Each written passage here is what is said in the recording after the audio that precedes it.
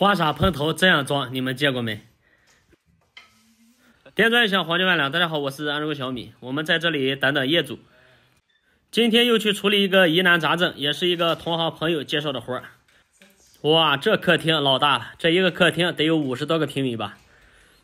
走，咱还是到卫生间去看一看。进入卫生间，第一眼就看出一个很严重的问题：浴霸怎么能装在洗澡的区域呢？不过这不是我们今天的重点，重点是来看这个预埋的花洒。重点是预埋的师傅竟然没有把这个底盒给预埋水平了，后期贴砖的师傅也没有进行调整，结果这个底盒是个歪的。厂家设计的水平似乎没有派上用场。现在说什么都没用了，最关键的是我们在这种基础下能不能把它完美的处理掉。问题虽然很多，我们一个个的解决。先把这个底盒给它处理掉，用切割片把多余的部分切掉。如果不切掉的话，这个装饰盖是很难靠墙的，有一个很大的缝隙，这样就太丑了。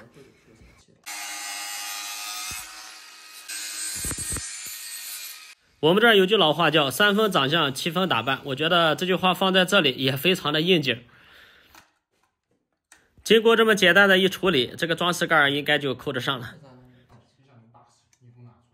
扣装饰盖的一瞬间，有一个不祥的预感，感觉贴砖的师傅也出现纰漏了。切割瓷砖的时候很明显，上面的2个角切的有点多了，装饰盖都扣不上。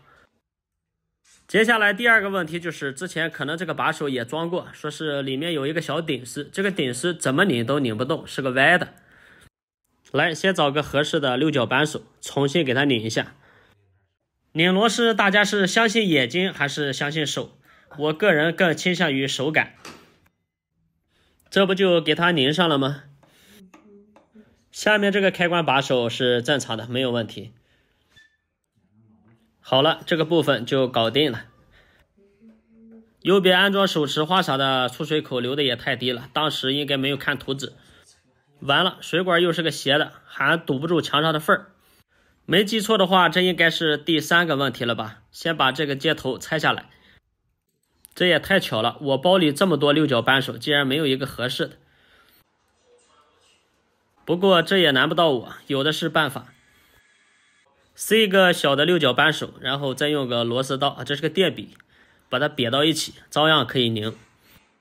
由于墙里的水管是斜的，看这效果，这怎么能行？这样的效果不光我接受不了，业主更接受不了。像这种情况只能对水管下手了，只能拆了，给它重新扩孔。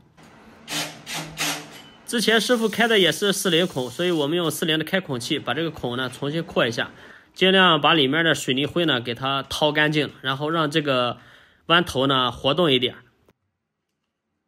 能活动的情况下呢，就找点东西把它给垫起来，随便你用啥都行，把这个水管调平了就行。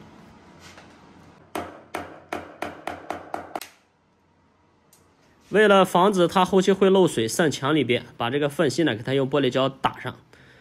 打胶呢上边最好是留一点。再看一下我们处理后的结果，这回就平了，也没有缝隙了。这就拧好了。如果这个位置能再高个30公分，那就完美了。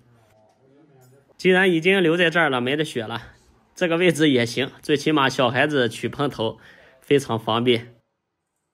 接下来我们要处理第4个问题了，那就是顶棚。大家还记得我之前拍过那个视频吗？给大家看一下，这是我当时拍的那个视频。他家当时也是安装的花洒，这是他的喷杆。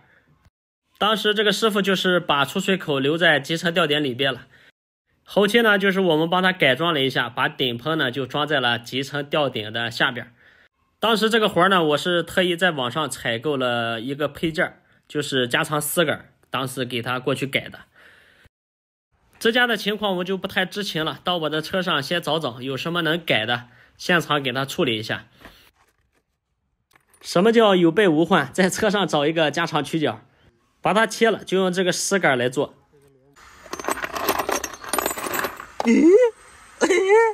4变6的补芯，用这个补芯牛逼了，看，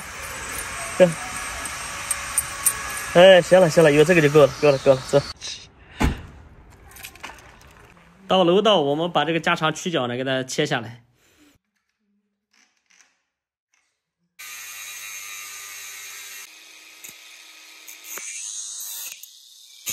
这一节丝杆的长度呢有3公分，有这3公分基本上也够了。用这个补线呢就当螺母来用。现在呢我们要在顶上确定一下喷头的安装位置，一般和我们混合器对应，效果当然是最好。吊顶是3030的集成板，刚好装这个板的中心，那效果最好。拆下这个板给大家看一下水管预留的位置，刚好在这个集成板的上方。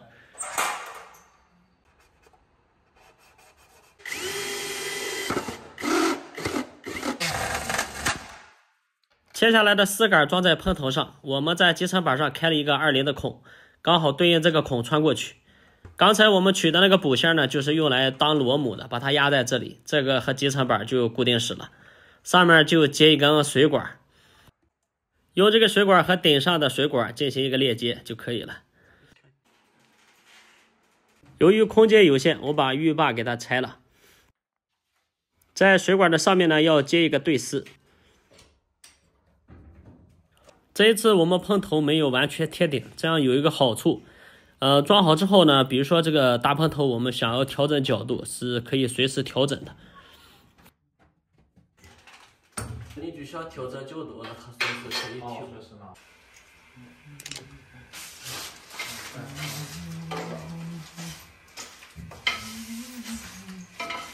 最后通水试水，一个花洒一共处理了大大小小4个问题。这个视频呢也给大家提个醒，打算预留这种安装花洒，最好是找专业的师傅做过或者有经验的，或者是会看图纸的。毕竟我们后期能弥补的都是有限的。好了，今天的视频就给大家分享到这里，老铁拜拜。